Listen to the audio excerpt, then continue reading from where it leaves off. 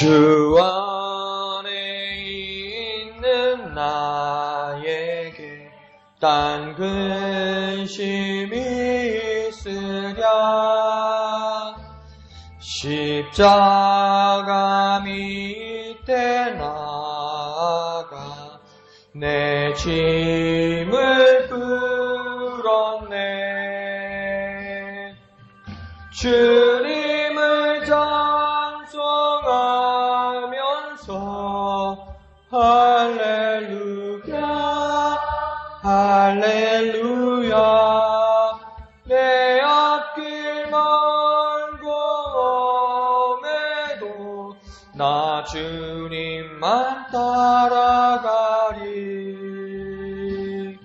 그 두려움이 변하여 내 기도 되었고, 전날의 한숨 변하여 내 노래 되었네. 주님을 찬송하면서 할렐루야 할렐루야. 내 앞길 멀고 험해도 나 주님만 따라가리. 내 주는 자비하셔서 늘 함께 계시고, 내 궁핍함을 아시고 늘 채워주시네.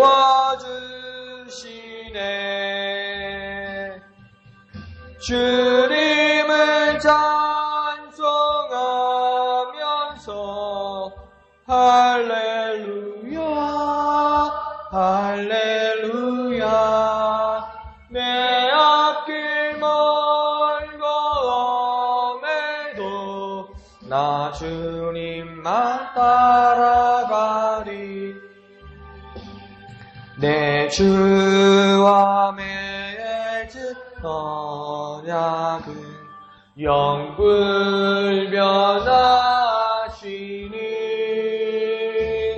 그 나라 가기까지는 늘 보호하시네.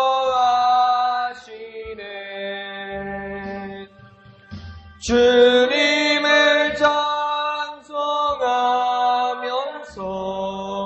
할렐루야 할렐루야. 내 앞길 멀고 험해도 나 주님만 따라가리. 아멘. 우리 이 시간 기도하실 때는 우리 추석 명절 우리 목양지체들의 오고 가는 길들을 주님 지켜주시옵소서. 찬양의 구들처럼 항상 우리가 주 안에 있어서 근심 걱정은 다 십자가 밑에 내려놓고 우리는 주님만 찬양하고 주님만 따르는 우리가 되게 하여 주옵소서. 모든 여정 가운데 안전을 허락하여 주시고, 또한 복음을 전하는 아름다운 발들 되게 하여 주옵소서. 평안의 복음을 전하고 또 어떤 일 가운데서도 하나님 앞에 영광 돌리는 이 기간들 되게 주님 지켜주옵소서. 주님을 의지하는 마음으로 주님의 이름 크게 한번 부르고 다 같이 기도합니다. 주여! 거룩하신 아버지 하나님, 은혜를 감사합니다. 살아가는 목양의 지체들이 추석 명절을 맞이하여 하나님 오고 가는 많은 길들이 있습니다. 그 여정들을 주님 함께 하시고 주님 지켜주시옵소서. 주님 붙들어 주옵소서. 안전을 허락하여 주시고 오고 가는 모든 길들을 주님 지켜주옵소서. 항상 우리가 주님 안에 있어 근심 걱정 모두 십자가 밑에 내려놓고 주님만 찬양하고 주님만 따르는 우리가 되게 하여 주옵소서. 모든 만나는 곳마다 만나는 자들마다 복음을 전하는 아름다운 소식을 전하는 발들이 될 수 있도록 하나님 기대에 부풀고 소망에 젖어서 나아가게 하여 주옵소서. 근심 걱정 내려놓고 주님 소망을 가지고 나아가게 하여 주옵소서. 비전을 가지고 나아가게 하여 주옵소서. 시작되는 모든 여정들 가운데 주님 함께 하시고 주님 은혜 베풀어 주옵소서. 사랑하는 지체들 모든 삶 가운데 예배의 삶이 넘쳐날 수 있도록 은혜 베풀어 주옵소서. 거룩하신 아버지 하나님 은혜를 감사합니다. 추석 명절 우리의 목양의 지체들의 모든 오고 가는 길들을 주님 지켜 주옵소서. 찬양의 구절처럼 항상 우리가 주 안에 있어 우리의 근심, 우리의 걱정 모두 십자가 밑에 내려놓게 하여 주옵소서. 걱정하기 전에 소망 가지게 하시고 두려워하기 전에 비전을 가지고 우리 앞으로의 삶을 살아나갈 수 있도록 은혜 베풀어 주시옵소서. 주님만 찬양하고 주님만 따르는 우리가 되게 하여 주옵소서. 어떤 곳일지라도 복음을 전하는 아름다운 우리의 발들이 되게 은혜 베풀어 주옵소서. 목양의 공동체로 돌아오는 그날에 그 시간에 기쁜 간증의 소식을 가지고 나오며 기쁨으로 나누며 하나님 앞에 영광될 수 있도록 은혜 베풀어 주시옵소서. 모든 것을 감사드리며 거룩하신 예수님의 이름으로 간절히 기도하옵나이다. 아멘. 하나님 말씀 보시겠습니다. 에스겔서 11장.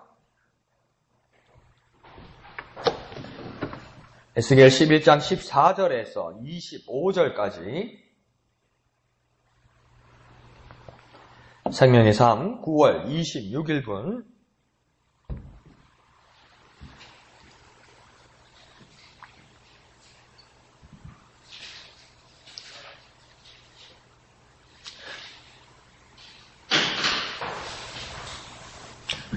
(11장) 14절에서 25절까지 다 같이 한음성으로 읽겠습니다. 시작. 여호와의 말씀이 내게 임하여 이르시되 인자야 예루살렘 주민이 내 형제 곧 내 형제와 친척과 온 이스라엘 족속을 향하여 이르기를 너희는 여호와에게서 멀리 떠나라. 이 땅은 우리에게 주어 기업이 되게 하신 것이라 하셨나니 그런즉 너는 말하기를 주 여호와의 말씀에 내가 비록 그들을 멀리 이방인 가운데로 쫓아내어 여러 나라에 흩었으나 그들이 도달한 나라들에서 내가 잠깐 그들에게 성소가 되리라 하셨다 하고 너는 또 말하기를 주 여호와의 말씀에 내가 너희를 만민 가운데에서 모으며 너희를 흩은 여러 나라 가운데서 모아내고 이스라엘 땅을 너희에게 주리라 하셨다 하라. 그들이 그리로 가서 그 가운데의 모든 미운 물건과 모든 가증한 것을 제거하여 버릴지라. 내가 그들에게 한 마음을 주고 그 속에 새 영을 주며 그 몸에서 돌 같은 마음을 제거하고 살처럼 부드러운 마음을 주어 내 율례를 따르며 내 규례를 지켜 행하게 하리니 그들은 내 백성이 되고 나는 그들의 하나님이 되리라. 그러나 미운 것과 가증한 것을 마음으로 따르는 자는 내가 그 행위대로 그 머리에 갚으리라. 나 주 여호와의 말이니라. 그때에 그룹들이 날개를 드는데 바퀴도 그 곁에 있고 이스라엘 하나님 영광도 그 위에 덮으니 여호와의 영광이 성읍 가운데에서부터 올라가 성읍 동쪽 산에 머무르고 주의 영이 나를 들어 하나님의 영의 환상 중에 데리고 갈대아에 있는 사로잡힌 자 중에 이르시더니 내가 본 환상이 나를 떠나 올라간지라. 내가 사로잡힌 자에게 여호와께서 내게 보이신 모든 일을 말하니라. 아멘. 오늘 본문의 말씀을 보면 이번 한 주간 동안 목사님께서 새벽을 통해서 말씀하신 것처럼 하나님의 영광, 하나님의 영이 예루살렘 성전에서 서서히 이렇게 멀어져 갑니다. 북문으로 갔다가 동쪽 문으로 갔다가 그 다음에 또 외곽으로 새벽까지는 외곽으로 갔다가 오늘 이제 거의 떠나가는 겁니다. 그러니까 하나님의 영, 하나님의 영광이 이렇게 이렇게 이동하는데 어떻게 보면 하나님이 이렇게 아주 능동적으로 이동하시는 모습을 우리가 이해할 수도 있지만 어떤 모습에서는 목사님께서 말씀해 주신 것처럼 이렇게 하나님의 영광이 떠나가는 걸 이야기하는 겁니다. 그러니까 말라기서에서도 말씀하실 때 하나님 나중에 어떻게까지 말합니까? 누가 이 성전 닫아줄 사람이 있으면 좋겠다고 하나님 말씀하세요. 더 이상 하나님 예배 받기도 받기를 원치도 않으시고 가정한 것에 대해서 하나님 가까이 하기를 원치 않으시는 모습을 보이기도 하는 겁니다. 그러니까 우리가 이 자리에 와 있을 때 정말 거룩을 사모하는 마음으로 하나님 만나려는 마음으로 거기에 있을 때 하나님께서 여기 오셔서 우리를 만나주시는 것이지 우리가 하나님과의 관계없는 불의한 마음으로 다른 뜻으로 그것을 자꾸 이 자리에 와 있을 때는 하나님께서 떠나려고 하신다는 겁니다. 그러니까 새벽에도 뭡니까? 하나님께서 그렇게까지 하실 수 있는 이유는 사람은요, 오래 살면 이 사람이 보인다면서요. 이게 어떤 생각을 하는지, 이 사람이 진심이 아닌지, 그러면 그게 확률로 맞추는 거죠. 100% 맞출 수는 없죠. 그러니까 그 점을 보는 사람도 100% 맞추지는 못하죠. 그죠? 확률로 맞추는 거죠. 그래서 확률로 맞춰도 좀 잘 맞추면 뭡니까? 용하다 그러고, 예민하다 그러고, 그렇게 얘기하는 겁니다. 그렇지만, 어떻게 맞추는 겁니까? 표정을 보거나, 행동을 보거나, 많은 경험에 비추어서 거짓말을 하거나, 거짓으로 행동하는 사람, 진심으로 행동하지 않는 사람이 어떤 식으로 행동했다는 것을 많은 것을 봐왔을 때, 그리고 진실한 사람이, 정말 거짓말 안 하는 사람이 어떻게 행동하고, 어떤 투로 말해왔고, 어떤 눈빛이라는 것을 보아왔을 때, 거짓말이다, 거짓말을 하지 않을 것이다, 예상하는 겁니다. 일기는요, 예보입니다, 예보. 맞추는 게 아닙니다. 예보입니다, 예보. 그럴 것 같다고 예상하는 겁니다. 그런데 일기예보가 어떻다고 말하면 참 곤란하지요. 예보입니다, 예보. 그런데 오늘 새벽에까지 하나님의 말씀을 보았을 때 하나님은 뭐라고 하냐면 나는 정확하게 너희를 볼 수 있는데 너희들이 외모를 보는 것이 아니라 너희들의 마음을 보기 때문에 사람들은 겉을 보고 판단을 하지만 겉을 보고 예상을 하지만 나 하나님은 마음을 정확하게 보기 때문에 이 상태가 무엇이고 뭐 때문에 이렇게 하는지 알고 있다고 이야기하는 겁니다. 그래서 우리가 하나님 앞에서 변명하거나 내 입장이 이렇다고 말할 수는 없는 겁니다. 사람끼리는 말할 수 있어요. 입장 차이가 있고 나는 이런 이유에서 그랬다고 말은 할 수 있어요. 그래서 조율을 할 수 있어요. 그렇지만 하나님하고 협상하고 하나님하고 조율하는 거 아닙니다. 네? 협상하고 조율하는 사람들 가만히 보십시오. 그걸 어떻게 하는 거냐면 속마음을 다 이야기 안 하는 거예요. 서로가요. 그러니까 그렇게 협상하고 조율할 수 있는 건데 하나님은 협상의 대상이 아닙니다. 왜요? 나는 겉으로 말하고 나는 사람의 속을 볼 수 없어도 하나님은 내 마음을 보시고 판단하시기 때문입니다. 아주 큰 차이죠. 그러니까 우리가 예배도 어떻게 해야 됩니까? 진심으로 해야 되고 마음으로 해야지 내가 이것을 드리면 난 이것을 받을 수 있다는 계산이 일어나면 하나님은 그 마음을 보고 있다는 겁니다. 상당한 문제가 일어나는 것이죠. 그런데 여기서도 뭡니까? 그 잘못된 것에 대해서, 그 마음의 문제에 대해서도 오늘 여기서 이야기합니다. 그래서 하나님의 영광이 계속 움직이고 떠나가는 어떤 부정적인 영향 중에 하나는 뭡니까? 사람들의 마음이 하나님으로부터 떠나가기 시작한다는 것을 하나님이 먼저 느끼는 겁니다. 그러니까 하나님이 미련하다고 생각하지 마세요. 그렇게 생각하는 사람 전혀 없겠지만 우리의 행동이 하나님이 미련하다고 생각하고 행동하는 것들이 많은 거예요. 하나님 참 눈치도 없으셔. 내가 이렇게까지 와서 기도하고 내가 이렇게까지 와서 예배하고 내가 이렇게까지 찬양하고 내가 이 늦은 시간까지 말씀을 듣고 있으면 하나님 뭐 들어줘야지. 하나님 저 미련스럽게 저렇게 앉아 계시네. 미련스럽게 저 말이 없으시네. 미련스럽게 저렇게 듣고 계시네. 하나님 그런 분 아니에요. 마음이 어떤 상태인지 알고 하나님 먼저 움직이세요. 받을만 하지 않으면요 하나님 먼저 움직이세요. 여러분. 그걸 우리가 잊어버리면 안 되는 겁니다. 그러면서 새벽에 또 말씀드린 게 뭐냐면요. 우리가 하나님께서도 뭐라고 하냐면 너희가 이렇게까지 저주를 받고 이렇게 너희의 지도자들이 죽는 이유가 뭔지 아냐 하면서 하나님께서 뭐라냐면 너희 마음이 첫 번째 문제고 여호와의 규례와 여호와의 율례를 지켜 행하지 않기 때문이라고 이야기하는 겁니다. 그런데 지켜 행하지 않으면서 이 이스라엘의 사람들이 유다 백성들이 하는 일들이 무엇을 하고 있었냐면요. 이방인의 규례를 오히려 지켰다고 이야기해요. 하나님의 규례와 율례를 버리고 이방인의 규례를 지켰다고 이야기해요. 이게 어떻게 가능하냐면요. 우리가 새벽의 말씀에도 뭐냐면 하나님의 규례와 율례를요 알고 있습니까? 모르고 있습니까? 유다 사람들, 이스라엘 사람들이 다 알고 있어요. 우리도요 다 알고 있어요. 하나님 말씀요 다 아는 것 같아요. 그러니까 어떨 때 강 목사가 설교하면요 막 꿈나라로 가 있고 달나로 가 있는 이유가 뭡니까? 다 알고 있기 때문이요. 다 알고 있기 때문이요. 얼마나 지금 수십 년 교회를 다니는데 그 만들어본 말이 뭐가 있겠어요?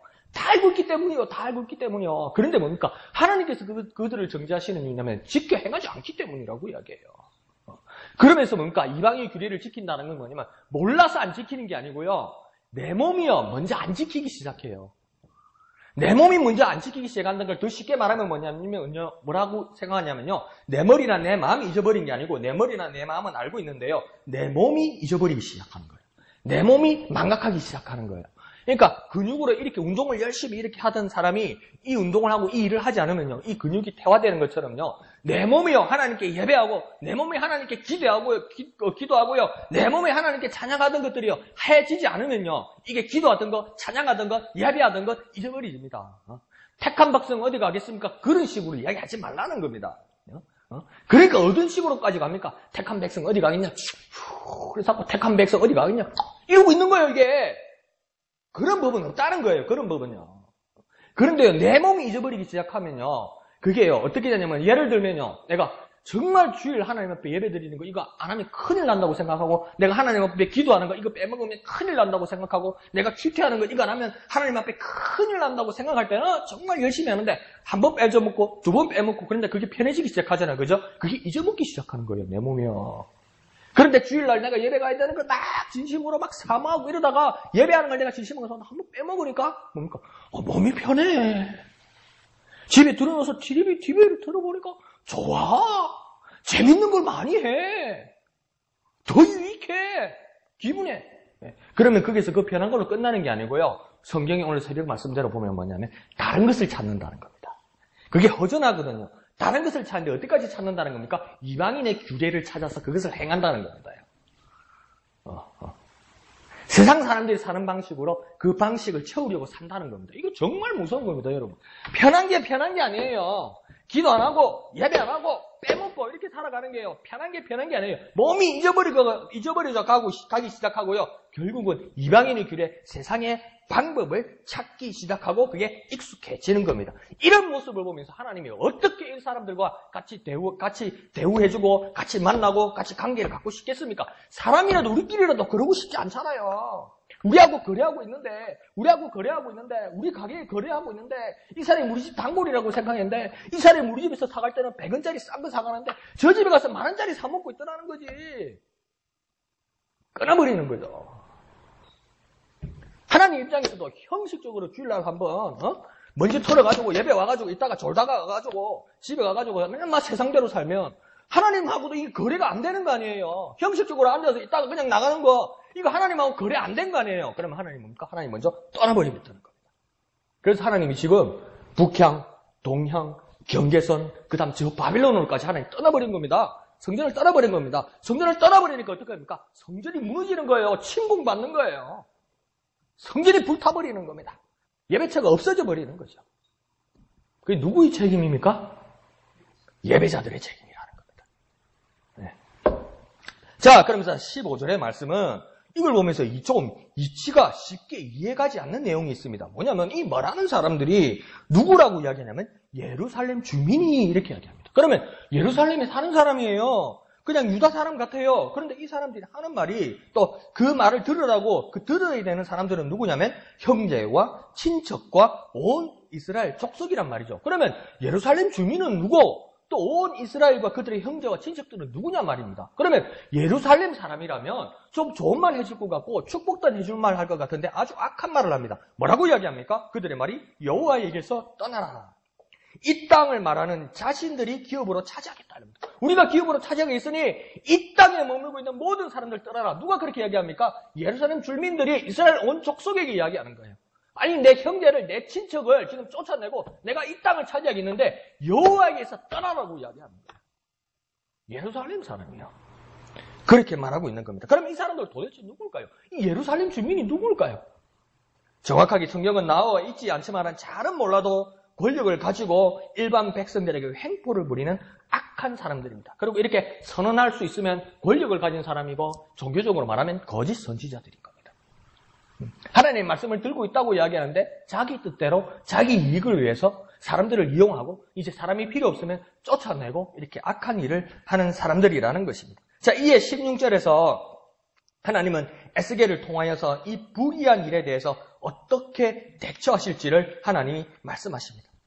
자, 권력자 예루살렘 주민이 말하는 대로 온 이스라엘 족속들은 이방인 가운데 쫓아내어 여러 나라 가운데 흩어질 것이다. 하나님이 이렇게 말하는 거예요. 그러면 자 보세요. 예루살렘 주민이 지금 악한 말을 했고 잘못된 말을 했고 거짓 예언을 했는데 하나님께서 대처하신다면 하나님께서 어떻게 하나님 같으면 우리가 하나님을 기대하는 하나님은 어떤 것이면 되게 좋겠습니까? 예루살렘 주민들이 이 사람이 잘못하는 거니까 이 사람 혼내주고 이 사람 버려주고 이 사람 말이 잘못됐다고 생각해서 이스라엘 온 이스라엘 형제 친척 백성들이 그대로 살게 해주면 좋잖아요. 그런데 하나님의 조처는 어떻게 하냐면 이스라엘 백성들 있잖아요. 쫓겨나가겠다고 말하는 악한 말을 듣는 이스라엘 백성들이 결국은 어떻게 됩니까? 쫓겨나게 됩니다.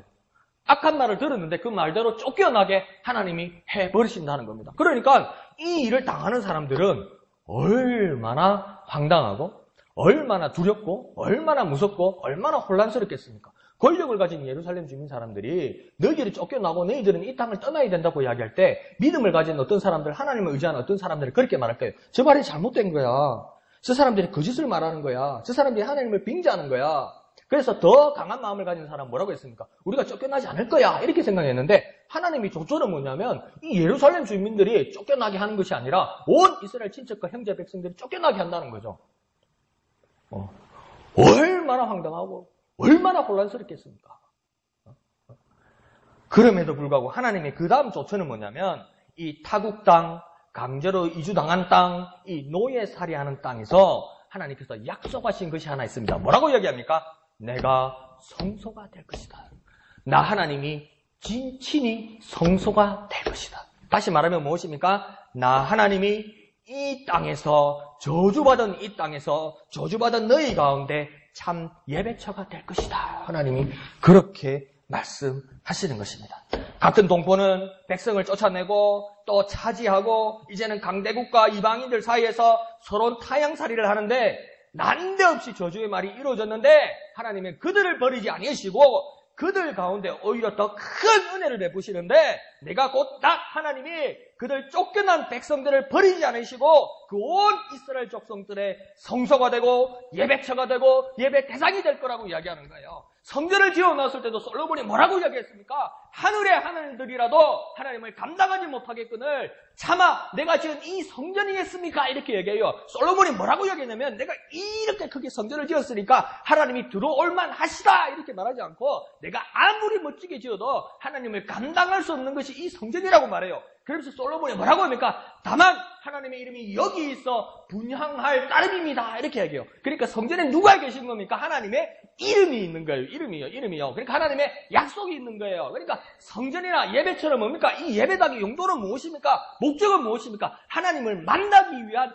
매개체가 되는 거예요. 매개체가 되는 거예요. 예배당을 통해서 예배의 모임을 통해서 하나님을 만나기 위해서 우리가 노력하고 기도하고 찬양하는 거예요. 그런데 이 저주받은 이스라엘 백성 온 백성들이 남의 땅에 쫓겨나서 하나님도 없고 하나님도 모르고 하나님을 저주하고 하나님의 백성을 죽이려고 하고 하나님의 백성을 노예살이하고 이 비참한 처지에 모여있는 사람들에게 성전도 없고 천막도 없고 하나님의 궤도 하나 없고 하나님의 말씀도 하나도 없어서 이 처량하게 모여있는 이스라엘 백성들에게 하나님이 나타나셔서 뭐라고 이야기하냐면 내가 성소가 되겠다는 거예요.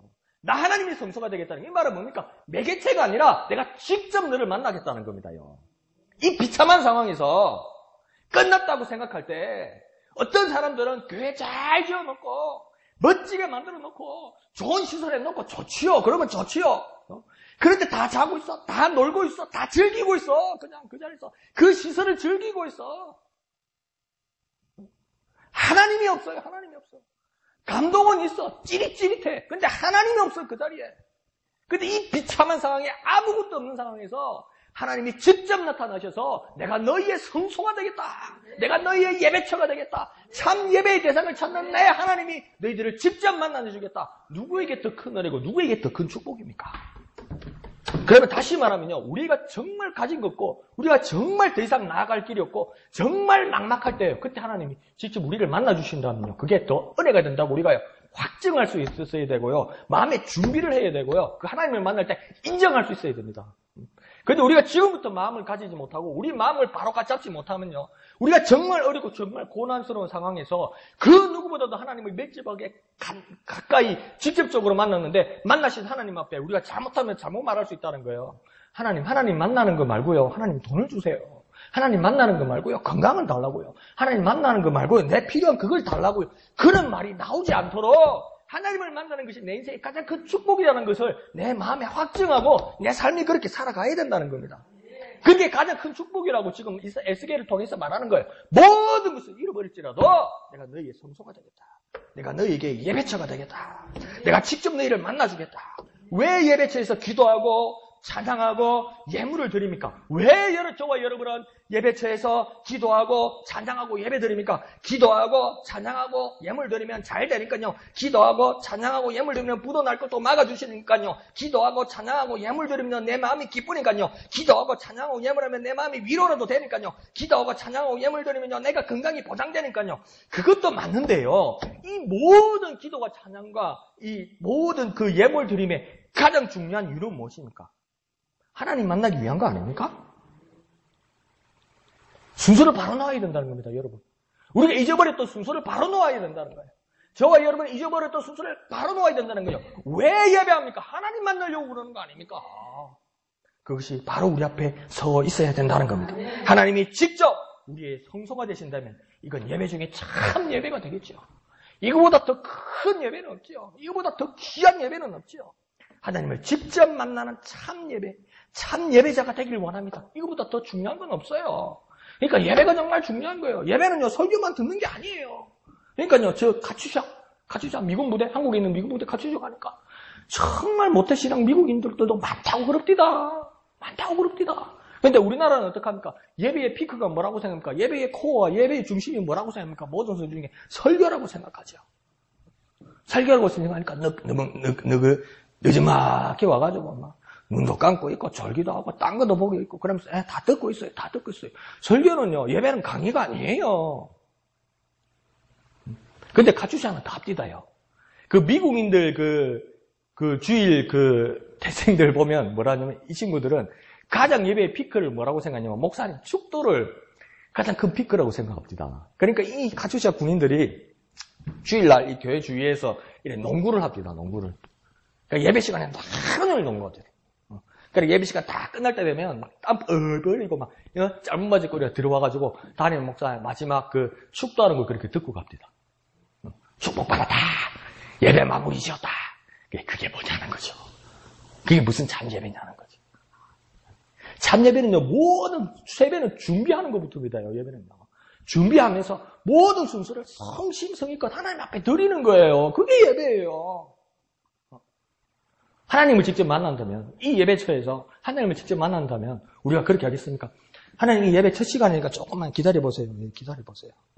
잠시만요. 그러고 설교하면 들어가지고 이게 하나님 뜻이니까 알겠어요. 그러고 설교만 듣고 나가는 사람, 설교만 들어도 뒤에 오는 사람, 축도만 듣고 가는 사람, 그게 무슨 예배냐는 겁니다. 그게. 하나님을 만났다면,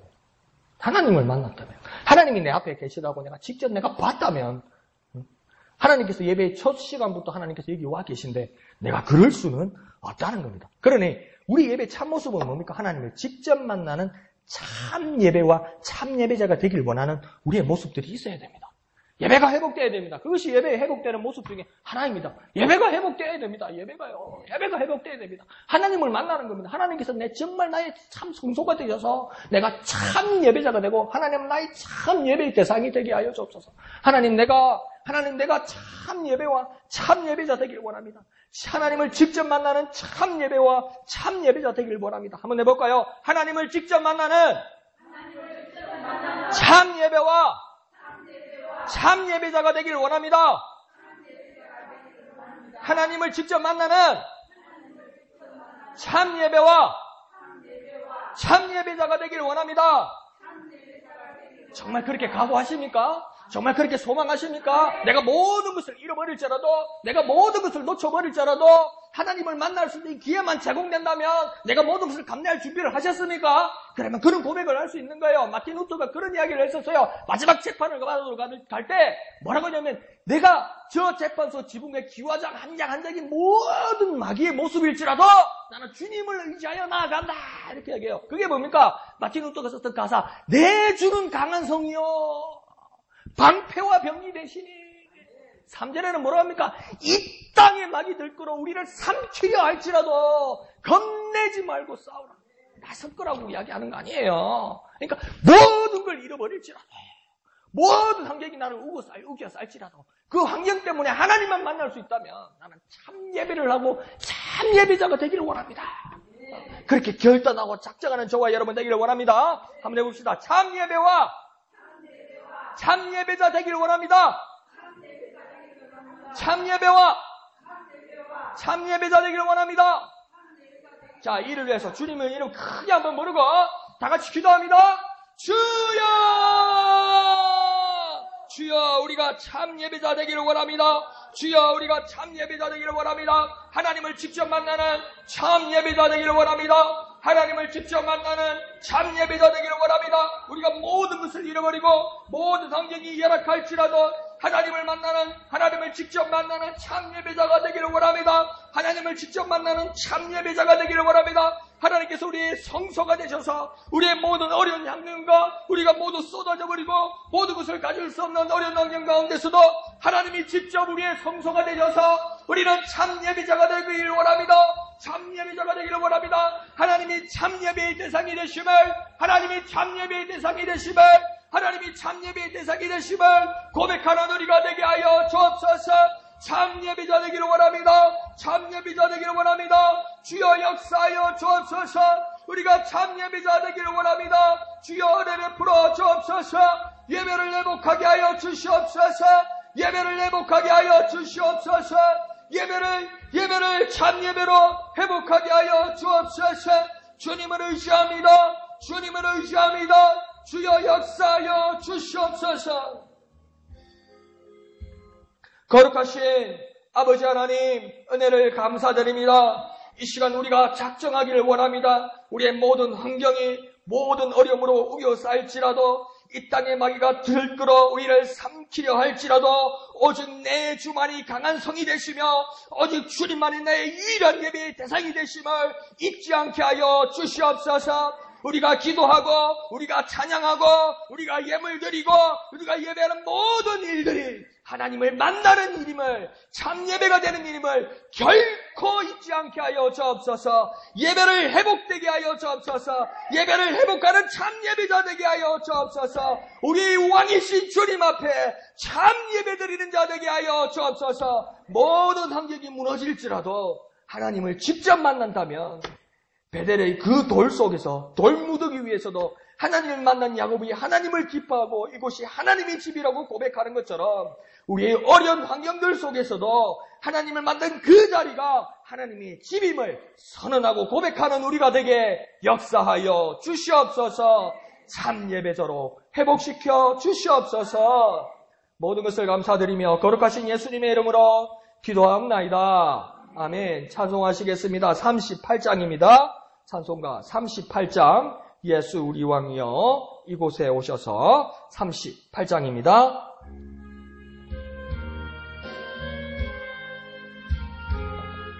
가사가 조금 다른데요. 찬송가를 보면서 같이 찬송하겠습니다. 예수 우리 왕이여 이곳에 오셔서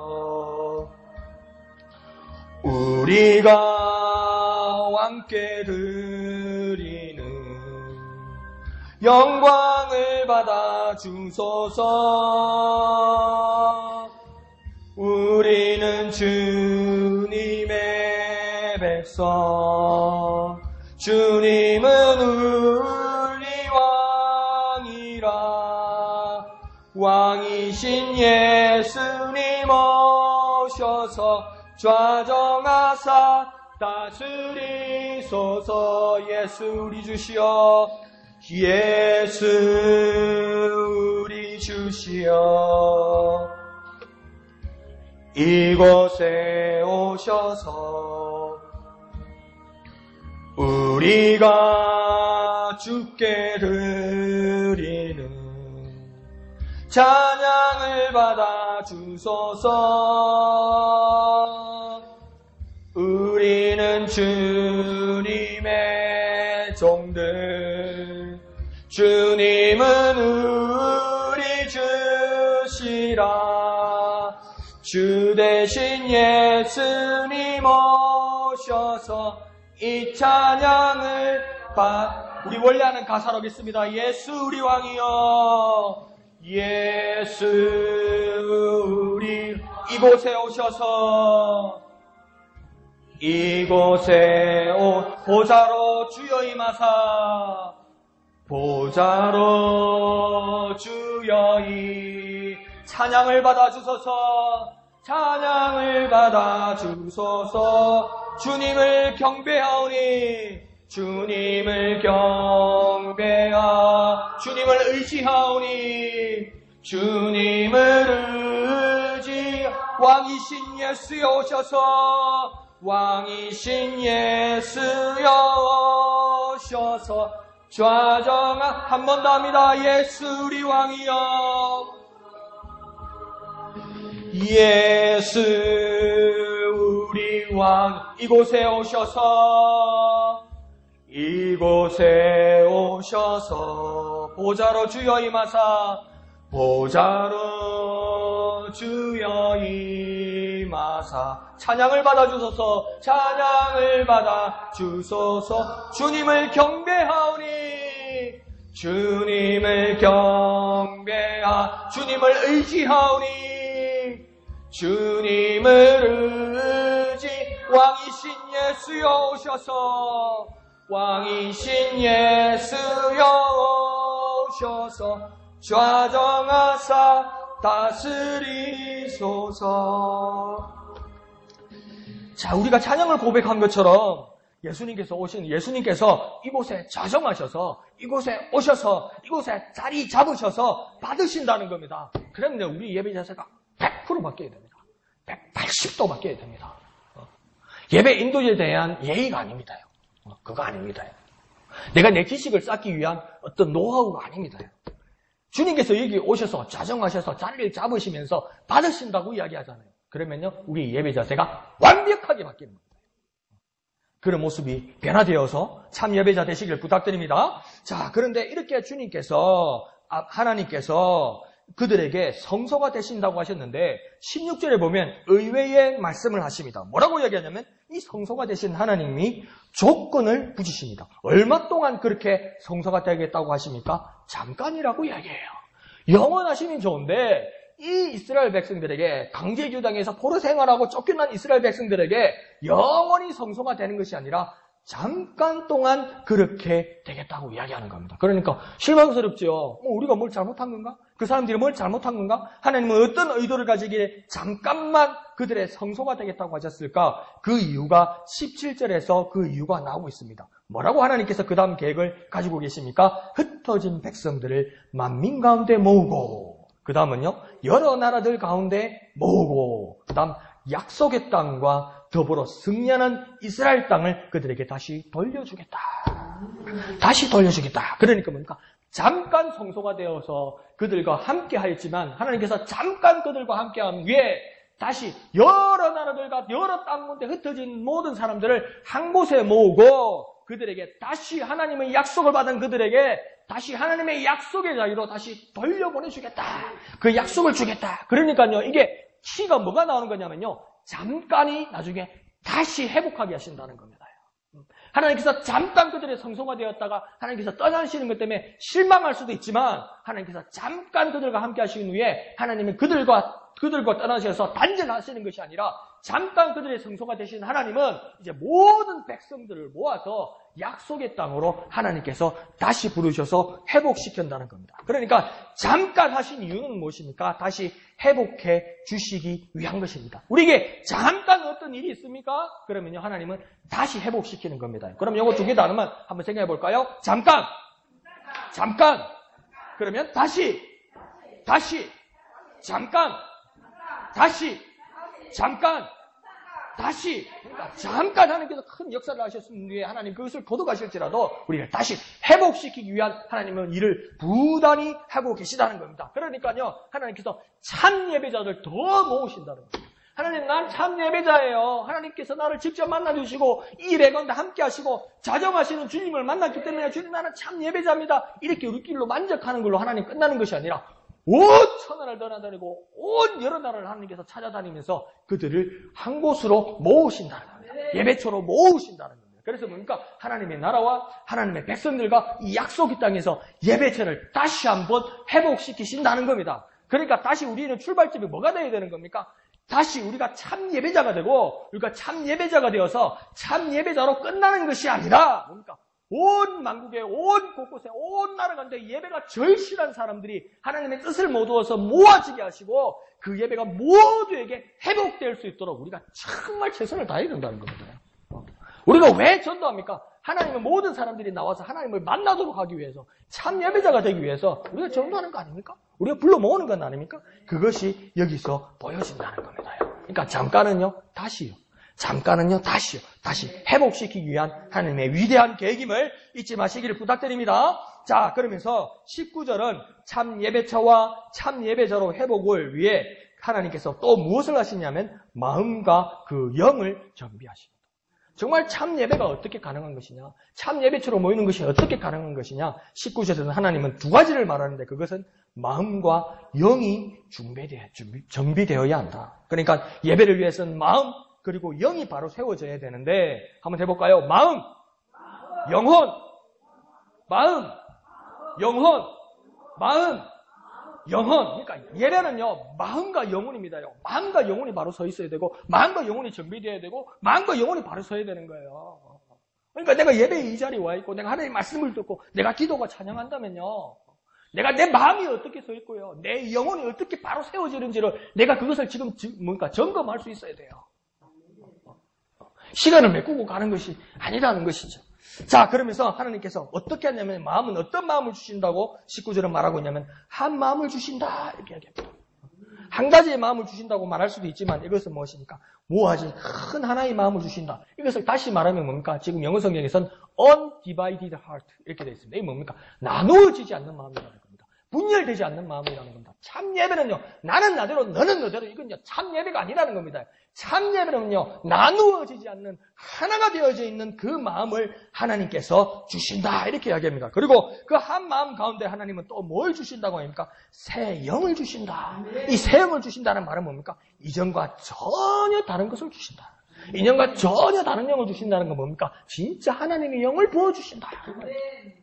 그러면 진짜 이 새 영을 부어주신다는 또 하나의 뜻은 뭐냐면 이전과는 전혀 경험하지 못했던 정말 새로운 날마다 새롭게 하시는 하나님의 영을 부어주신다 이 말입니다. 그러니까 성령이 내게 임하시면요, 그전에 들었던 거, 그전에 예배했던 거, 또 똑같은 찬송, 또 똑같은 예배, 또 똑같은 기도, 그렇게 실망하지 않고요, 정말 성령께서 나를 성전 삼아서 참 예배자로 주님께서 나를 세워주신다면 매일 듣는 말씀, 매일 하는 찬양, 매일 하는 기도가 뭡니까? 날마다 새롭게 된다는 겁니다. 이게요. 날마다 그거 한번 상상해보지 않았습니까? 하나님 나라 가면요, 우리가 하나님 나라 가서 그러니까 주님 마지막 재림하셔서 우리를 하나님 나라 부르시면 거기서 우리 하나님 나라에서 영원히 살게 될 겁니다. 믿으시면 아멘 합시다. 영원히 살게 될 거예요. 그런데 뭘 한편으로 그런 생각 안 듭니까? 영원히 그곳에 산다면 좀 지루할 것 같아. 영원히 산다면 끝도 없이 계속 거기 있었는데 깨어나도 또 그날, 깨어나도 또 그날, 깨어나도 또 그날, 깨어나도 또 그 집, 깨어나도 또 똑같은 거, 또 깨어나도 내가 그 하나님, 또 깨어나도 또 그 하나님, 하루는 흑인 하나님, 하루는 백인 하나님, 하루는 황인 하나님, 이러면 좀 새로울 것 같은데, 그 하나님이 그 하나님, 그 주님이 그 주님, 그 사람이 그 사람, 그 자리가 그 자리, 이게 영원하다고 생각했어요. 어이구, 지루해라. 그러니까 뭔가 비꼬는 사람들이 뭡니까? 지옥도 한 번씩 당 갔다가 온탕, 열탕, 온탕, 열탕, 이래야, 온탕, 냉탕, 온탕, 냉탕 가야 이게 인생이 스릴이지, 그딴 식으로 말한다고요. 그럼 우리 뭐라고 대답할 겁니까? 주님께서 뭐랍니까? 누구든지 나를 믿고 내게로 오는 자는 그 배에서 생수의 강이 흘러난다는 말하고 말씀하십니다. 그 말은 뭡니까? 정말 내가 내 배에서 생수의 강이 흘러나고 샘물이 된다면 뭡니까? 물을 퍼고 물을 퍼는데 똑같은 물일 것 같은데 그 물은 뭡니까? 샘물이지요. 그러니까 사람을 살리는 물 아닙니까? 고여있는 물을 또 퍼고 뭡니까? 그게 물이 썩기도 하고 사람 몸을 상하기도 하고 사람을 죽게도 만드는 거 아닙니까? 근데 예수님은 뭐라고 했습니까? 그 배에서 생수의 강이 흘러 넘쳐나리라고 하니까 퍼면 샘물 나오고 퍼면 샘물 나온다는 거 아닙니까? 그러니까 우리가 하나님 나라 가면 날로 새로운 거 아닙니까? 일어나면 또 새롭고 계속 새로운 거 아닙니까? 그러니까 그건 지루할 일이 없지요. 그처럼 우리 예배가 어떻게 돼야 됩니까? 날마다 새로워지려고요. 좀 노력하고 좀 기도하고요. 좀 뭘 해야 된다는 거죠. 최선을 다해야 된다는 거예요. 우리 예배가 최선을 다하면요. 날로 새로운 거예요. 날로 새로운 거예요.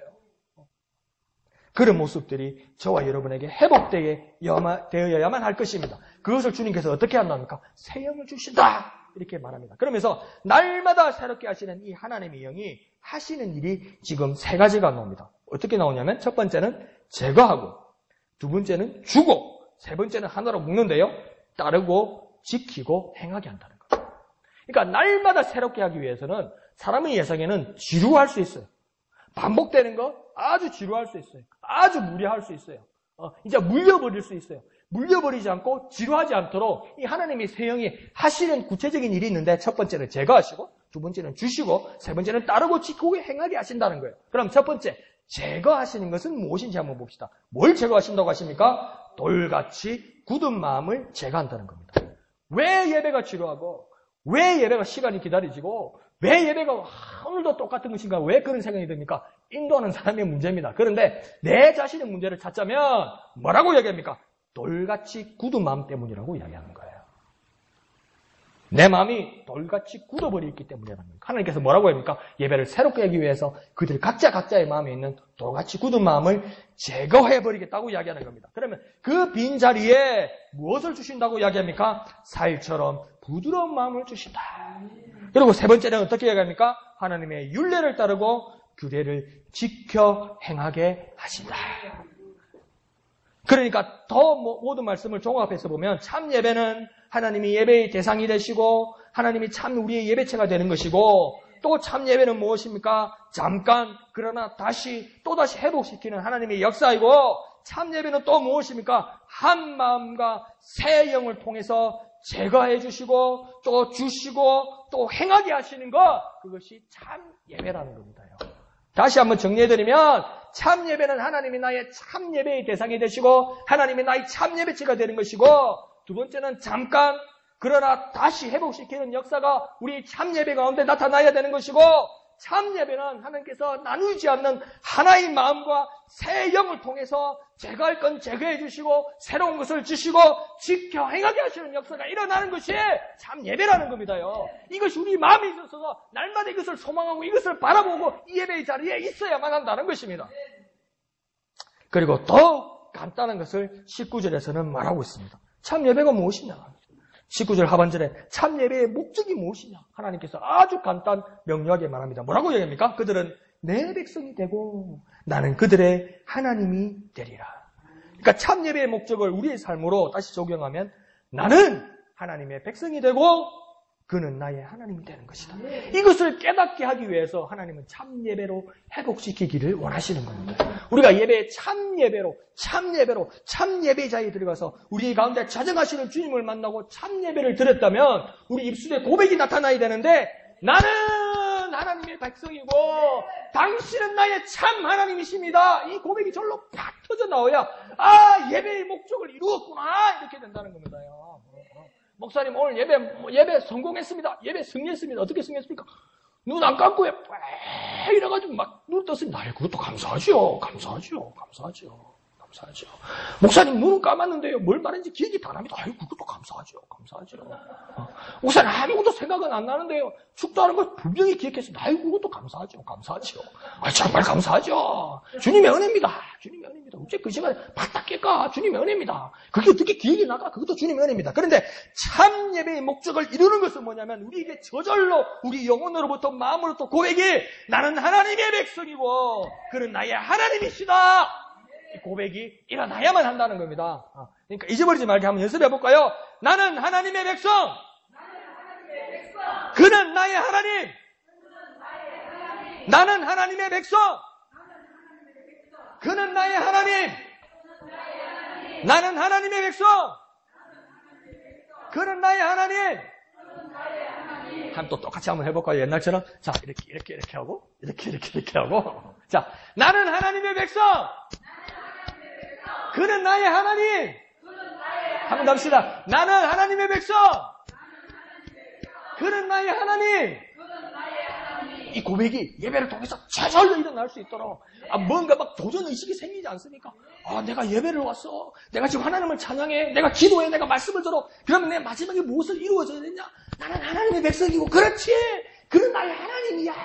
이 고백이 이루어지게 하여 주옵소서. 이런 소망을 가지고 예배에 나오면요. 하나님 어떻게 은혜 안 보여주겠습니까? 한번 기도 한번 할까요? 할까요? 일찍 마쳐야 되는데 기도 한번 할까요? 주여, 이 예배를 통해서 우리의 모든 만남을 통해서 나는 하나님의 백성이 되고 그는 나의 하나님이심을 고백하는 우리가 되게 하여 주옵소서. 주님에는 크게 한번 부르고 다 같이 기도합니다. 주여!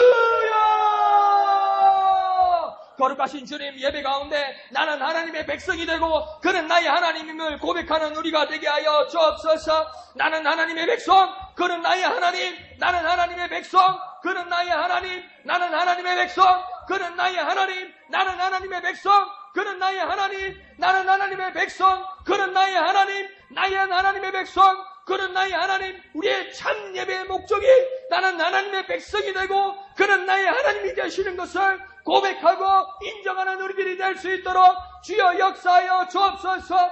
주여 인도하여 주옵소서. 우리의 고백이 일어나게 하여 주옵소서. 우리의 선언이 일어나게 하여 주옵소서. 주님을 의지하오니 우리 가운데 역사하여 주시옵소서. 주님을 의지하오니 역사하여 주시옵소서. 찬송하시겠습니다. 찬송가 615장, 그 큰 일을 행하신 하나님께. 615장입니다. 615장입니다.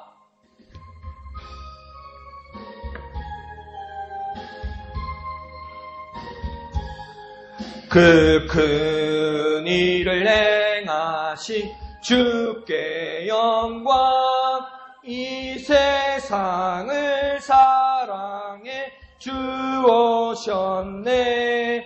우리 죄를 위하여 죽으시사 저 영원한 생명문 여시었네.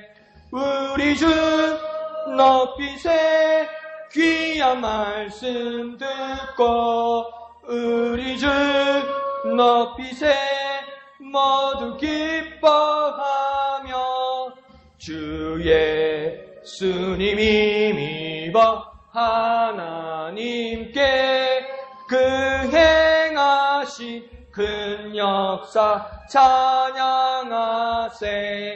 그 큰 일을 행하신 하나님께 주 예수님 인하여 기뻐하네.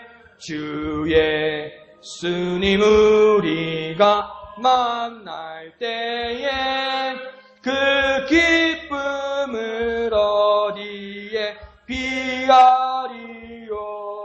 우리 주 높이세 귀한 말씀 듣고 우리 주 높이세 모두 기뻐하며 주 예수님 힘입어 하나님께 그 행하신 큰 역사 후렴합니다. 우리 주 높이세 우리 주 높이세 귀한 말씀 듣고 우리 주 높이세 모두 기뻐하며 주 예수님 힘입어 하나님께 그 행하신 큰 역사 찬양하세. 아멘.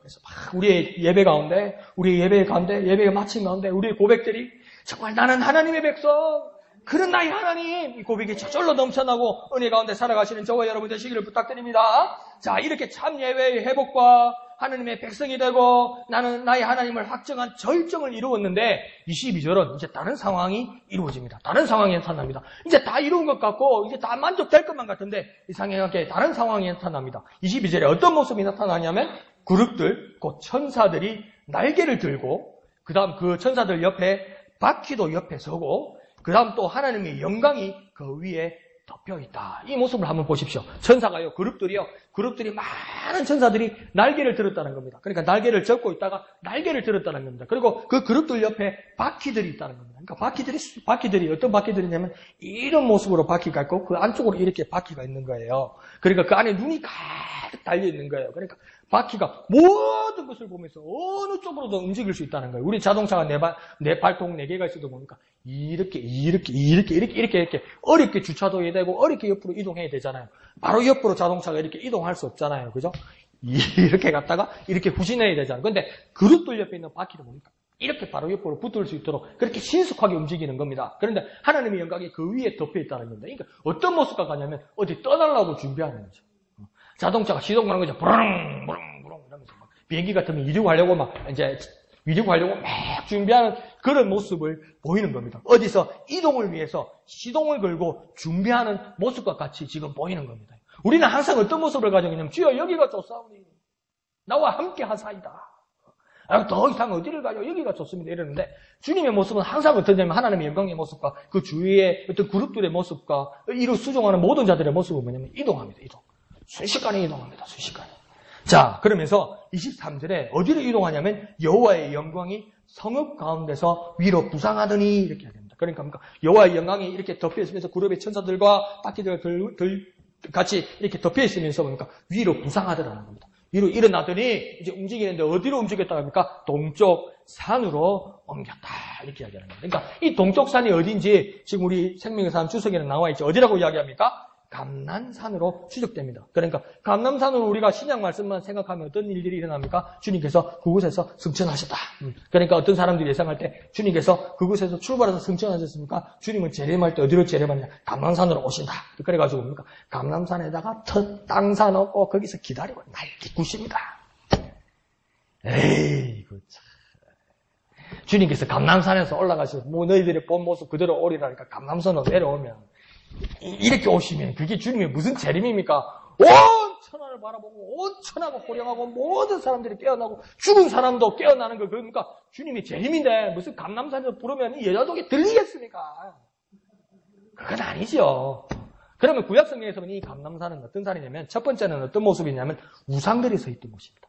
우상들이 그게 그렇게 많았어요. 그리고 이 동쪽 산 감람산은 뭐냐면 좀 지대가 높아서요. 이 감람산에서 보면 온 예루살렘이 다 보여요. 그러니까 하나님의 영광이 지금 성전을 떠나서 동쪽 경계를 떠나서 지금 외곽 변경을 떠나서 이제 동쪽 산 감람산에서까지 떠났다고 이야기하는데 떠났으면 뭡니까? 뒤도 안 돌아보고 그냥 떠나면 되는데 하나님의 영광이 뭡니까? 딱 떠서 뭡니까? 감람산에 떠서 있다고 이야기하는 건 뭡니까? 예루살렘을 바라보고 있다는 겁니다. 하나님 여전히 바라보고 계십니다. 하나님 영원히 우리를 떠난 것 같지만 뭡니까? 여전히 우리를 바라보고 계신 겁니다. 우리에게 여전히 기대하고 계신 겁니다. 내가 하나님과의 관계가 서운해지고 내가 시험에 들었고 내가 어떤 어려움에 들어있어서 내가 하나님과 관계를 멀어진 것 같지만 하나님은 나를 완전히 떠나는 것이 아니라 하나님과 나의 관계가 멀어질지라도 우리 같으면 뒤도 안 돌아보겠지만 하나님은 뒤를 돌아보고 보고 계시다는 겁니다. 아주 예루살렘을 향하여 하나님은 보고 계시다는 겁니다. 자, 그런데 24절에서 또 어떤 모습이 나오냐면 주의 영이 나를 이끄는데 곧 에스겔을 이끄는데 갈대아 지역으로 이끌었다. 곧 사로잡힌 곳 바벨론 통치 지역으로 이끌고 가버렸다는 거예요. 그러니까 더 가버린 거예요.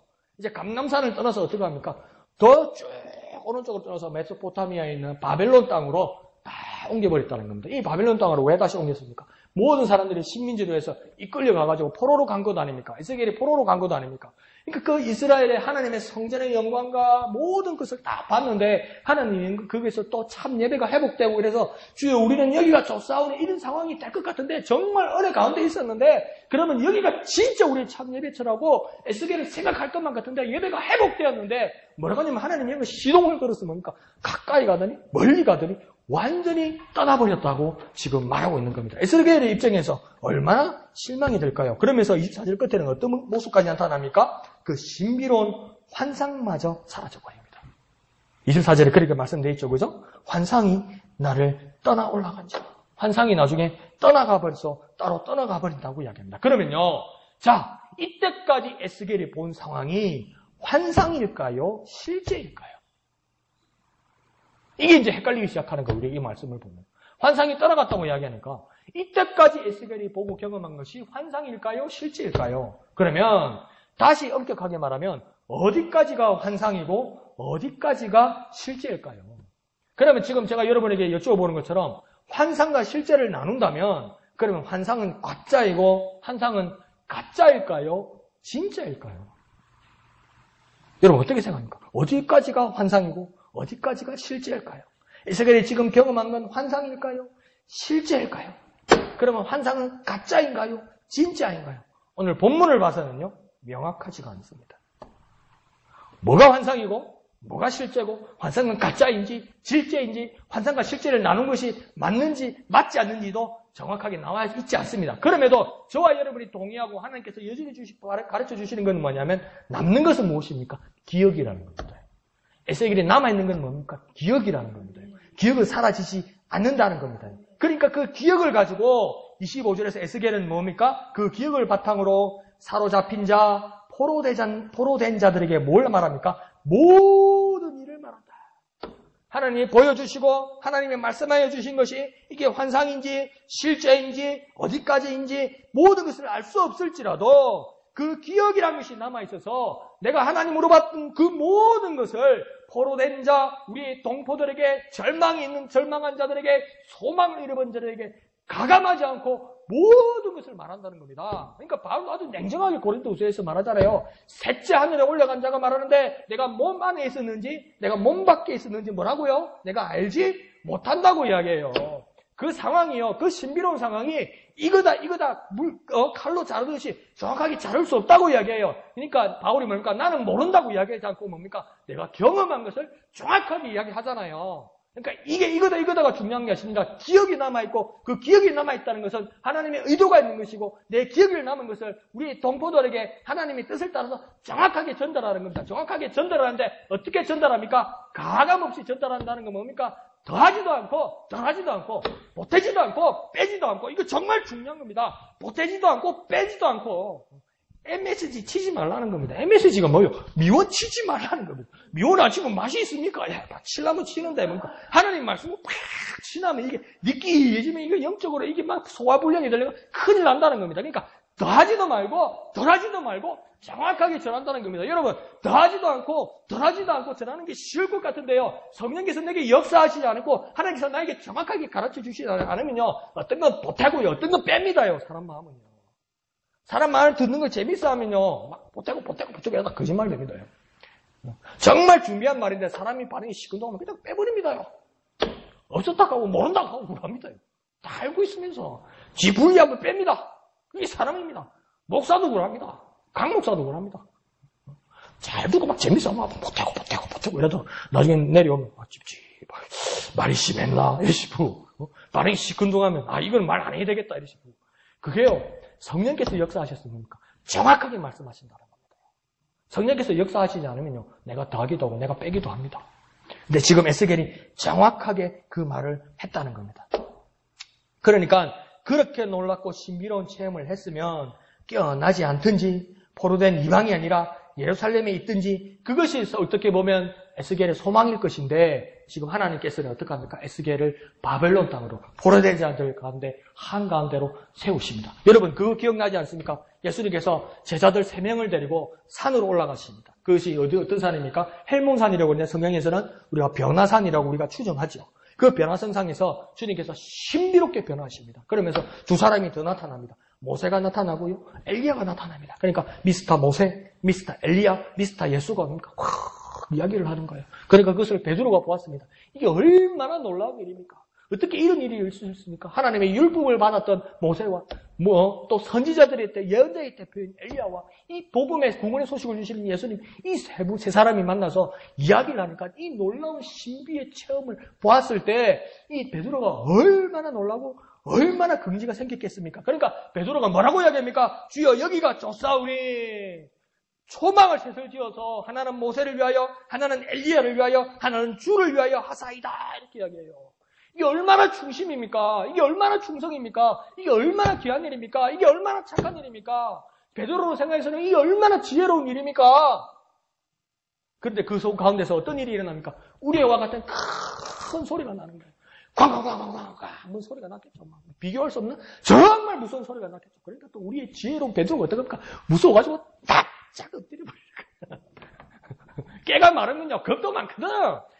딱 엎드려 버리는 거야. 그러면서 그 속에서 어떤 말을 하냐면 이는 내 사랑하는 아들이니 너희는 그의 말을 들어라 이렇게 해요.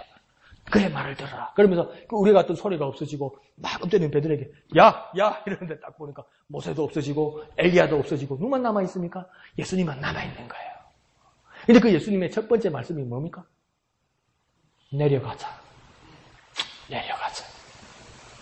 가장 훌륭하고 가장 좋은 예배체가 어디입니까? 여기 지금 산입니다. 모세도 만났고요. 엘리야도 만났고요. 예수님께 거기서 그들과 함께하면서 예수님의 거리가 정말 극대로 올라갔습니다. 최고로 주님께서 어떻게 보면 영화롭게 된 자리입니다. 이 세상에서요. 그러니까 최고의 예배 자리가 될 것 같지 않습니까? 근데 주님께서는 첫 번째 하시는 말, 하나님은 그 사람 말을 정확하게, 그의 말을 정확하게 들으라고 했고, 내 아들이니까 정확하게 들으라 했고, 주님의 첫 번째 떨어지는 말은 무엇입니까? 내려가자. 내려가면 뭐가 있습니까? 핍박이 있죠. 내려가면 뭐가 있습니까? 병자가 있죠. 내려가면 뭐가 있습니까? 문제 있는 사람이 있죠. 내려가면 뭐가 있습니까? 분열이 있죠. 내려가면 뭐가 있습니까? 엉망진창이 거기에 있죠. 근데 주님 뭐라고 이야기합니까? 저 더러워서, 저게 힘들어서, 저게 거룩하지 못해서 더 이상 가지 않겠다고 말하지 않고 주님 뭐라고 합니까? 내려가자. 내려가니까 누가 있었습니까? 간질하는 아이와 그 부모가 있지 않았습니까? 그러니까 지금 에스겔이 정말 하나님의 참 예배의 해배의 모습과 모든 귀하고 거룩한 모습을 보았는데 하나님은 왜 에스겔을 지금 포로된 땅, 이방에 있는 땅, 바벨론에다가 보내십니까? 할 일이 있다는 겁니다. 참 예배를 보았습니까? 참 예배가 무엇인지 저와 여러분이 압니까? 그러면 여기가 좁사오니 이러면 안 되는 거예요. 참 예배가 필요한 자, 참 예배를 모르는 자, 그들에게로 우리가 참 예배의 모습을 가지고 나아가야만 한다는 것입니다. 그것이 무엇입니까? 사명이라는 것입니다. 다시 사명을 정리하면 어떤 것이겠습니까? 내가 마음에 정하는 것도 아니고요. 내가 하나님께 제안하여 말하는 것도 아닙니다. 사명은요. 내가 내 마음에 정해서 하나님께 통과하는 것도 아닙니다. 사명은요. 하나님 이런 것이 좋겠는데요. 내가 하나님께 제안하는 것도 아닙니다. 하나님께서 주시고 하나님께서 가자 하시고 하나님께서 저기라고 말씀하시면 순종하여 가는 것이 사명입니다요.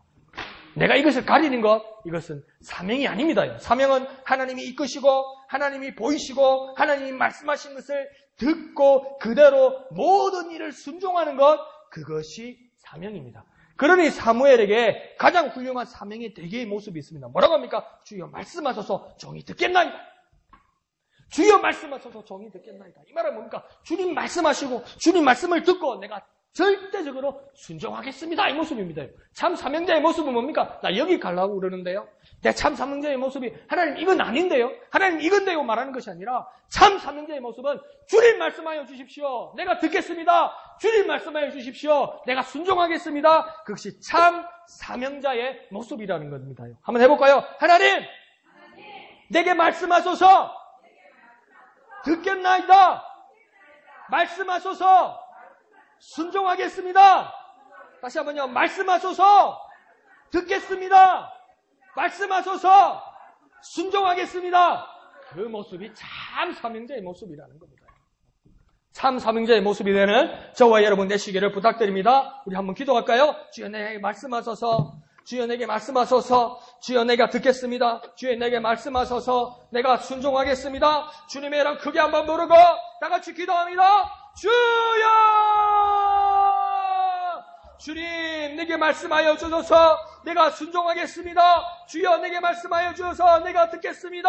주님 내가 참 사명자 되기를 바랍니다. 예배가 필요로 하는 자, 예배를 모르는 자, 참 예배를 모르는 자에게 참 예배를 알고 있는 내가 나아가기를 바랍니다. 변화산상에서 주님 말씀하실 때 내려가자 말씀하시는 것처럼 예배가 필요한 자들에게, 예배를 모르는 자들에게 참 예배의 모습을 가지고 나아가는 우리가 되게 하여 주옵소서. 에스겔처럼 포로된 땅, 이방의 땅, 하나님을 대적하는 땅, 그 땅일지라도 참 예배를 하는 우리가 예배자로서 나아가게 하여 주시옵소서. 예배자로 나아가게 하여 주시옵소서. 주여 우리를 역사하셔서 우리 가운데 참 예배자가 되게 하여 주시옵소서. 참 예배자가 되게 하여 주옵소서. 주님 내게 말씀하소서. 주님 내게 말씀하소서. 내가 듣겠나이다. 주님 내게 말씀하소서. 내가 순종하겠나이다. 역사하여 주시옵소서. 거룩하신 아버지 하나님, 은혜를 감사합니다. 내게 말씀하여 주소서. 내가 듣겠습니다. 내게 말씀하소서. 내가 순종하겠습니다. 참 사명자의 모습으로 돌아가게 하여 주옵소서. 에스겔처럼 나는 참 예배를 보았고 나는 참 예배의 모습을 경험하였는데, 비록 포로된 땅, 비록 대적의 땅, 비록 이방의 땅, 비록 하나님을 모르는 땅일지라도 참 예배의 자로서 그 자리에 나아갈 수 있는 우리가 되게 하여 주옵소서. 아골 골짝 빈들에도 부름받아 낯선 이 몸으로 주님 뜻을 따라 순종하며 사명을 완수하는 우리가 되게 하여 주옵소서. 주님의 뜻을 따라 한마음의 예배자 되게 하시고, 주님의 뜻을 따라 새 영으로 말미암아 날마다 새롭게 되는 예배자 되게 역사하여 주시옵소서. 모든 것을 감사드리며 예수님 이름으로 기도합니다. 아멘. 찬송하시겠습니다. 323장, 찬송가 323장, 부름받아 낯선 이 몸 어디든지 가오리다. 323장. 부름받아 낯선 이 몸 어디든지 가오리다. 괴로우나 즐거우나 주만 따라가오리니 어느 누가 막으리까. 죽음인들 막으리까. 어느 누가 막으리까. 죽음인들 막으리까. 아골골짝 빈눈에도 복음 들고 가오리다. 소돔 같은 거리에도 사랑 안고 찾아가서 종의 몸에 지닌 것도 아낌없이 드리리다. 종의 몸에 지닌 것도 아낌없이 드리리다. 존귀 영광 모든 권세 주님 홀로 받으소서. 멸시천대 십자가는 제가 지고 가오리다. 이름 없이 빛도 없이 감사하며 섬기리다. 이름 없이 빛도 없이 감사하며 섬기리다. 자, 이 시간 기도할 때는요, 우리가 모두 가는 자리가 부름받은 자리가 되어야 됩니다. 부름받은 자리에 가서 여러분 뭘 제시하겠습니까? 뭘 보여주겠습니까? 참 예배자의 모습을 보여주어야만 하는 겁니다. 참 하나님을 만났다는 모습을 보여주어야 되는 겁니다. 이제 추석 명절을 다가와서 여러 세상 사람들, 여러 사회 사람들을 이제 만나게 될 겁니다. 그들에게 무엇을 보여주겠습니까? 참 예배자의 모습을 보여줘야 됩니다. 그래서 무엇입니까? 우리가 주님을 통해서 부름받아서 사명자로 나아가는 겁니다. 부름받은 난 자리에 참 예배자로 회복되게 하여 주옵소서. 참 예배자의 모습을 보이게 하여 주옵소서. 우리가 오고 가는 길 추석 명절에 만나는 모든 사람들에게 내가 주님을 만난 참 예배자임을, 자정하신 예수를 만나서 그 주님을 경험한 참 예배자임을 증거하는 우리가 되게 하여 주옵소서. 부담스럽고 어렵고 피하고 싶을지라도 주님은 여전히 우리에게 말씀하십니다. 우리의 마음은 여기가 좋사오니, 우리의 마음은 여기가 좋사오니. 그러나 주님은 분명히 뭐라고 말합니까? 내려가자, 저기 가자, 저기 가자고 주님 말씀하세요. 예배가 필요한 저기로 가자고 얘기하세요. 예수가 필요한 저기로 가자고 말씀하세요. 힘들지요? 어렵지요? 그러나 그 말씀을 기억하십시오. 나는 하나님의 백성이고요. 그는 나의 하나님이에요. 그걸 세상에 보여주어야 돼요. 하나님 용기를 주옵소서. 믿음을 더하여 주옵소서. 나가는 그 자리에 놀라운 역사가 일어나게 하여 주옵소서. 주님의 이름 크게 한번 부르고 다 같이 기도합니다. 주여! 주님, 내가 부름받았습니다. 주님, 내가 사명자로 부름받았습니다. 주님의 음성을 기억하게 하여 주옵소서.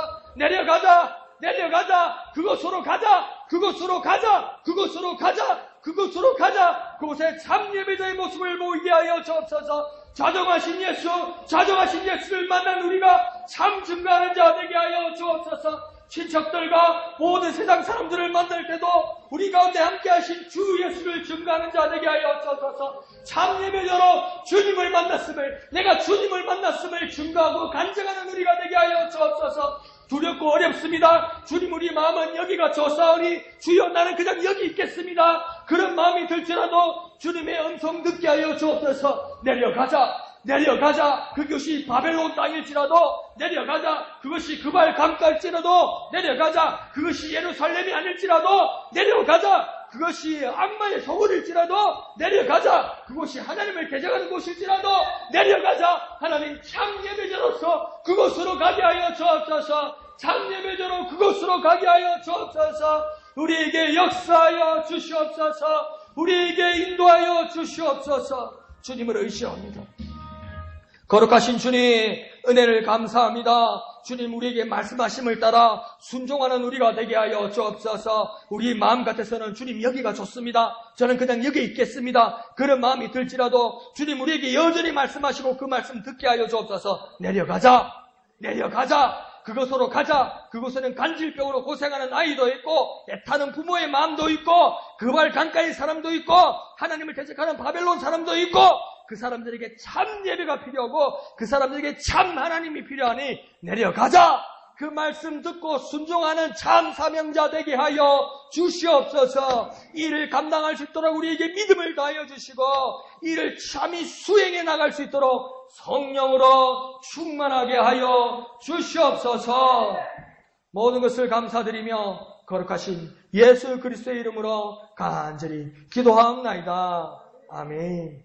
여러분 기억하셔서 언제 어디 곳에 있든지 명절 기간에도 말씀 기억하셔서 참 예배자의 모습으로 쓰십시오. 타협하지 말고요. 굴복하지 말고요. 그들에게 물러서지 말고 참 예배자의 모습으로 쓰십시오. 여러분 사명받아서 가는 겁니다. 사명감 받아서 가는 겁니다. 여러분 향냄새도 맡기 싫고요. 제사 음식도 보기 싫고 막 그런 마음이 들 겁니다. 세상 이야기하는 것도 듣기 싫고 그럴 겁니다. 근데 주님은 뭐라고 합니까? 가자고 그럽니다. 거기로 주님이 가자고 말씀하시는 겁니다. 주님이 가자 해서 가는 겁니다. 그것에서 뭡니까? 타협하지 말고 굴복하지 말고 그렇다고 싸우지도 말고 그러나 참 예배자의 모습을 보여주십시오. 세상에 융화되지 않고 거룩한 하나님의 자녀의 모습으로 예수님을 만난 참 자녀의 모습으로 나아가는 저와 여러분 되시기를 거룩하신 예수님의 이름으로 축원드립니다. 기도하겠습니다. 하나님 아버지 은혜를 감사합니다. 살아가는 목양의 지체들과 함께하여 주시고 참 예배자로 회복되게 세워주시옵소서. 또한 주님께서 변화산에서 말씀하신 것처럼 내려가자 그곳으로 말씀하시는 것처럼 우리가 그곳으로 가서 참 예배자의 모습을 보여주는 우리가 되게 하여 주옵소서. 주님 우리가 참 사명자 되기를 원합니다. 내 마음에 정하는 것도 아니고 하나님께 제안하는 것도 아니고 하나님께 요구하는 것도 아니라 하나님께서 이끄시고 하나님께서 보이시고 하나님께서 말씀하신 것을 듣고 그대로 모든 일에 순종하는 참 사명자 되게 역사하여 주옵소서. 따라갈 때 내가 세상을 향하여 나아갈 때 나는 세상에 비치고 나는 세상의 소금임을 주님께서 하신 말씀을 결코 잊지 않고 그 일을 충분히 수행해낼 수 있는 우리들이 되게 하여 주옵소서. 믿음을 더하여 주시고 성령 충만하게 하여 주시옵소서. 모든 것을 감사드리며 예수님 이름으로 간절히 기도하옵나이다. 아멘. 하늘에 계신 우리 아버지의 이름을 거룩하게 하시며 아버지의 나라가 오게 하시며 아버지의 뜻이 하늘에서와 같이 땅에서도 이루어지게 하소서. 오늘 우리에게 일용할 양식을 주시고 우리에게 잘못한 사람을 용서하여 준 것 같이 우리 죄를 용서하여 주시고 우리를 시험에 빠지지 않게 하시고 악에서 구하소서. 나라와 권능과 영광이 영원히 아버지의 것입니다. 아멘. 주님, 우리가 참 예배자로 회복되게 하여 주시고 이 참 예배자로 회복되어 세상을 향해 나아가는 참 사명자 되게 하여 주옵소서. 참 예배자 되게 하시고 참 사명자 되게 하여 주옵소서. 참 예배자 되게 하시고 참 사명자 되게 하여 주옵소서. 참 예배자 참 사명자 되게 하여 주옵소서. 참 예배자 참 사명자 되게 하여 주옵소서. 참 예배자 참 사명자 되게 하여 주옵소서. 나는 참 예배자 되게 하시고 참 사명자 되게 하여 주옵소서. 나는 하나님의 백성이고 그는 나의 하나님임을, 나는 하나님의 백성이고 그는 나의 하나님을 깨닫는 참 예배자 되게 하시고 내려가자 말씀하시는 주님의 음성을 듣고 순종하는 참 사명자 되게 하여 주옵소서. 참 예배자 참 사명자 참 예배자 참 사명자 참 예배자 참 사명자 참 예배자 참 사명자 되는 목양의 지체들 되게 은혜 베풀어 주시옵소서.